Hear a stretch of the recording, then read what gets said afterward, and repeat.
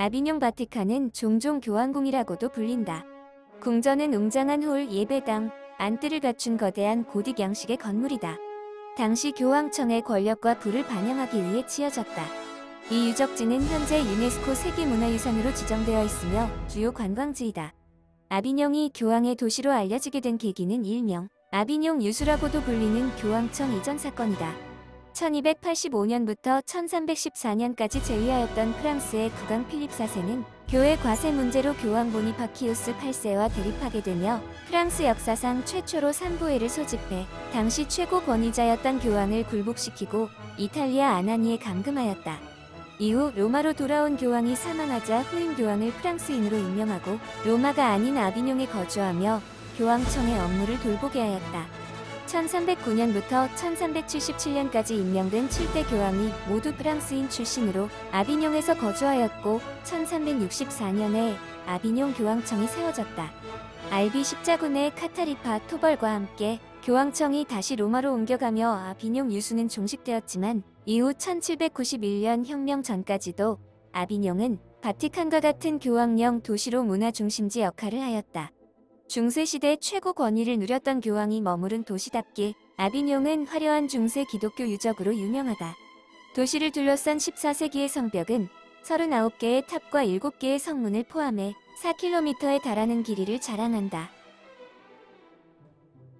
교황청의 아비뇽 정착은 교황직에 대한 프랑스의 영향력이 높아진 것을 의미했고 결과적으로 아비뇽의 교황들 모두 프랑스인이 선출되고 추기경들도 대부분 프랑스인들이 선임됐다.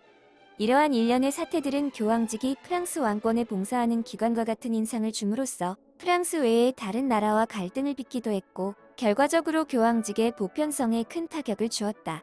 이런 것의 단적인 예가 성전기사 수도회 처리 문제였다. 성전기사 수도회는 예루살렘 순례자들을 보호하고 순례에 동행할 것을 목적으로 설립된 수도회로서 급속한 성장을 이뤘고 왕과 귀족들의 적극적인 후원으로 명성과 부를 쌓았다.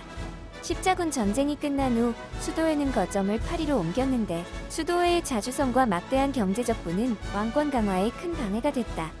이에 필립 4세는 이를 이단으로 몰아 재산을 몰수하고 수도자들을 사형에 처했다. 클레멘스 5세는 왕의 강요에 의해 이들의 잔혹한 박해를 묵인했을 뿐 아니라 비엔공의회를 개최해 성전기사 수도회를 정식으로 폐지하고 해산시켰다.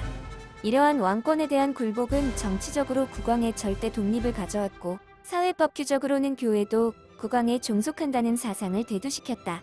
이는 교황들과 독일의 루드비히 황제와의 다툼에서 극명하게 드러난다.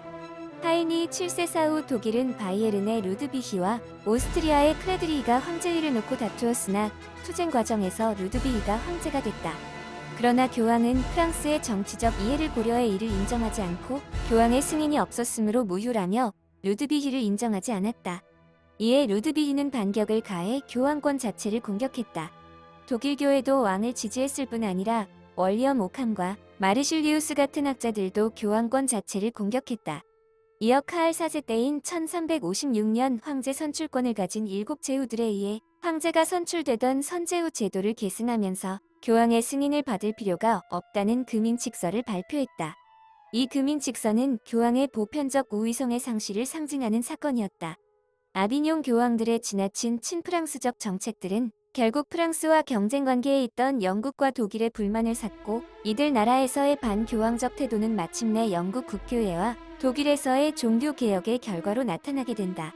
교황청의 아비뇽 정착은 교회 내부적으로도 또 다른 문제를 야기시켰다. 우선 화려한 교황청을 건립하고 유지하는데 엄청난 재원을 필요로 했고 이러한 재원들을 마련하기 위해 교황들은 점차 교회 내정을 중앙 집권하였다. 교황들의 이러한 간섭은 주교 임명과 관련해 갈등이 증대됐는데 각 지역에서 선출되던 주교들을 교황이 직접 임명함으로써 주교 선출의 관습은 점차 사라지고 모든 주교들을 교황이 임명하는 법이 설립되기 시작해 오늘날까지 이어졌다. 교황에 의해 임명된 모든 주교들은 교황청의 재정을 위해 첫 1년간의 수입을 내놓아야 했다. 주교 임명과 관련해 프랑스의 영향력 아래 있던 교황들은 자주 왕과 상의해야 했으므로 문제가 더 심각했다. 이외에도 빨리움 수여에 대하여 대주교로부터 받던 지불금, 성직자 유산, 계승의 납세, 봉토세 등은 마치 성직 매매의 인상을 주기도 했다. 이러한 것들은 결국 교황좌의 명예를 크게 실추시키는 것이었다. 따라서 스웨덴의 성녀 비르지따와 시에나의 성녀 가타리나 등은 로마 귀환을 촉구했고 몇몇 교황들도 로마 귀환을 추진했다.